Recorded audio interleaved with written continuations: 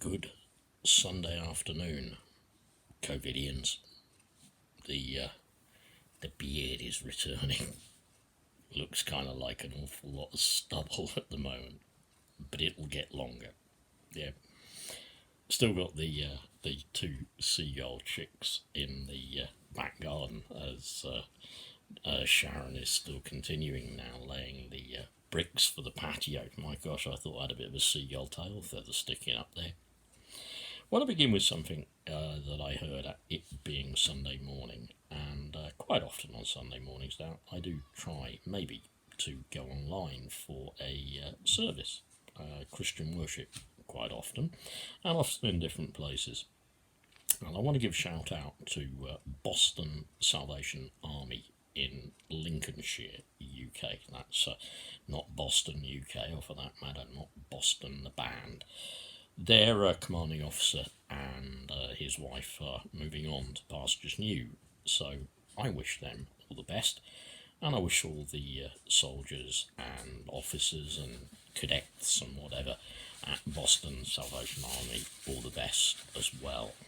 But I just wanted to begin because he was speaking from, in fact, him and his wife were speaking from a chapter in the Bible in the book of Corinthians 13, and they quote, I think, the 13th verse, which I think, if I can remember the Old Testament, not the Old Testament, the King James version of it, because it sounds quite good in the King James version. In the King James version, it says, "Now abideth faith, hope, and charity, but the greatest of these is charity." Or you can put it in a more modern translation, "Now there is faith, and now lives faith, hope, and love, but the greatest of these is love." It struck me that the word charity comes from, I think, a Greek word, and please forgive me if I'm wrong, called cherish. Charis, rather, not cherish. Charis is the original Greek word, which is the basis of our word charity. And also from cherish, we get the English word cherish. To cherish is something I've had to learn about throughout my entire life. I've had to learn not just to love, but I've had to learn to really cherish. And it's been a worthwhile lesson.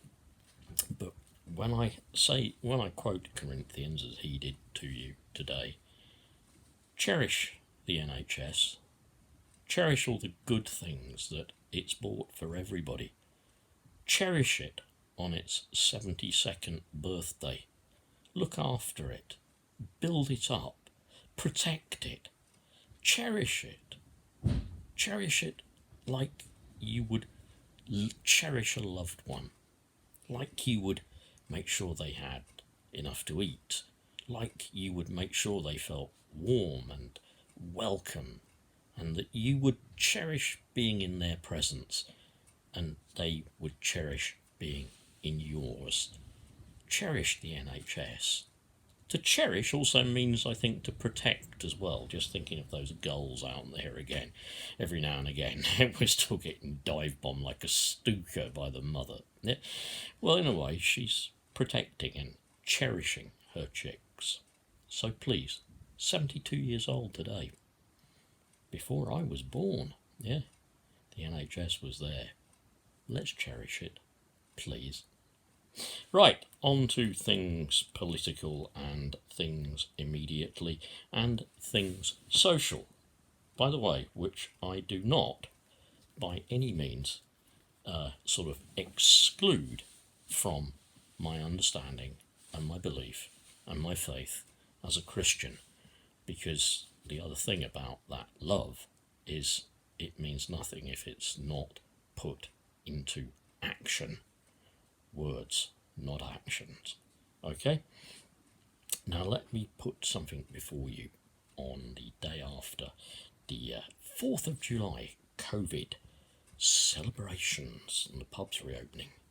This person says, and I think they've got a really good point, poverty exists not because we cannot feed the poor, but because we can never satisfy the rich. Now, I think that was the same in the time of Jesus, the same in the time of the Roman Empire, and it's the same now. Poverty exists because we can never satisfy the rich. It exists because of human greed, yeah? And I really think we need to address those issues morally and spiritually in us as human beings.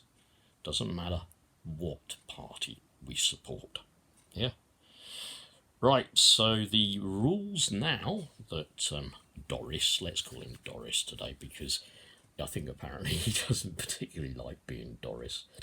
I put my builder hat on, as you will see yesterday. Well, Doris is going to relax all these planning rules, and experts warn that this is the chance to build rabbit hutch flats that could be crammed into repurposed office spaces. Very likely will. Very, very likely will. Yeah? And again, it's that control over resources. It's that make all the greedy people at the top even richer.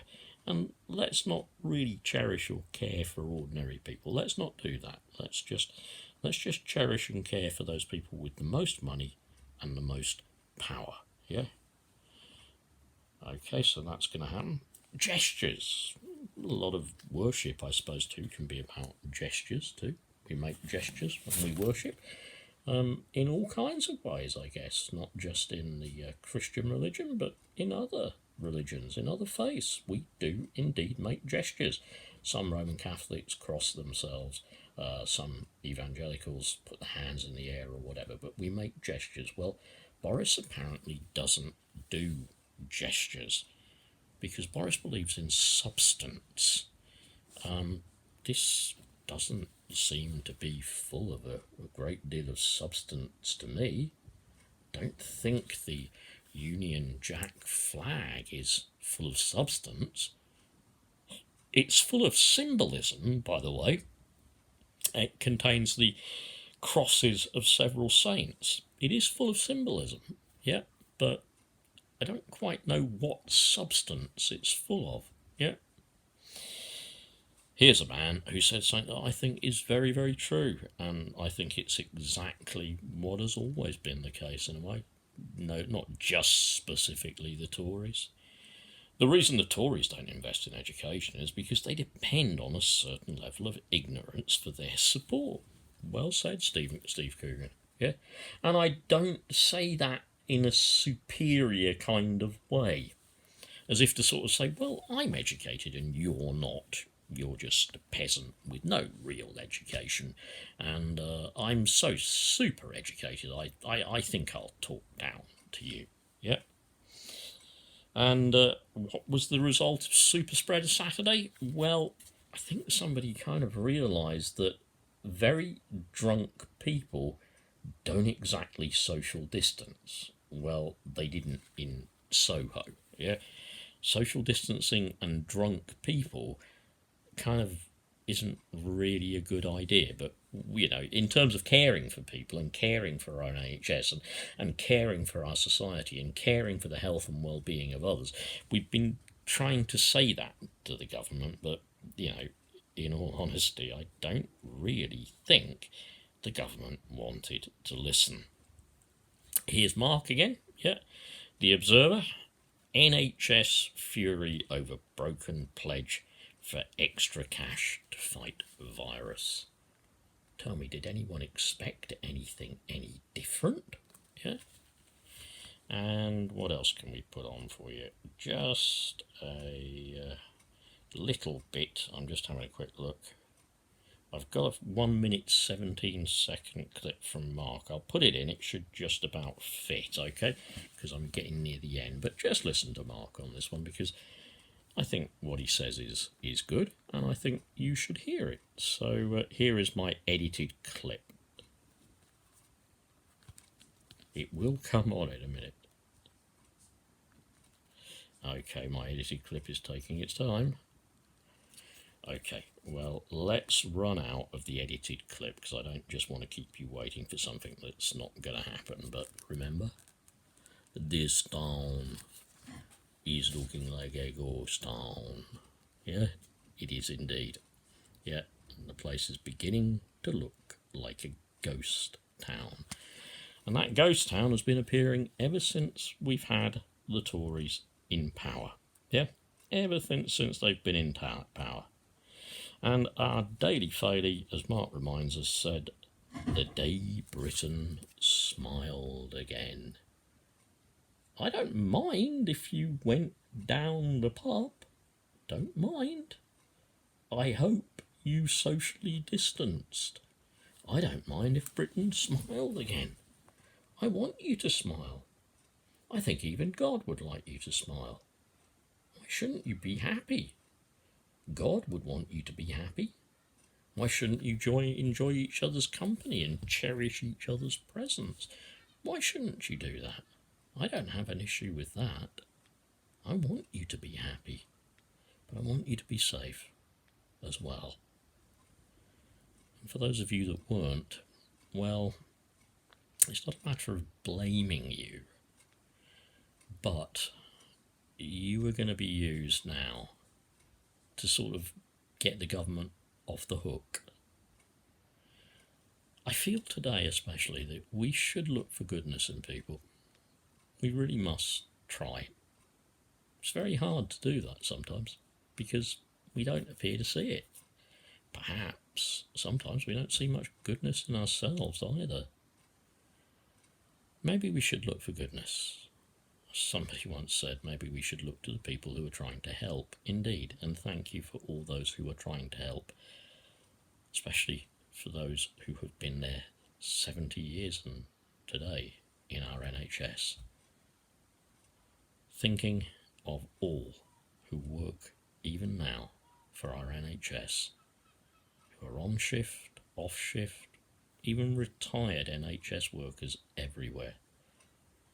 We give you thanks, and we thank you deeply because what you do is cherish and care.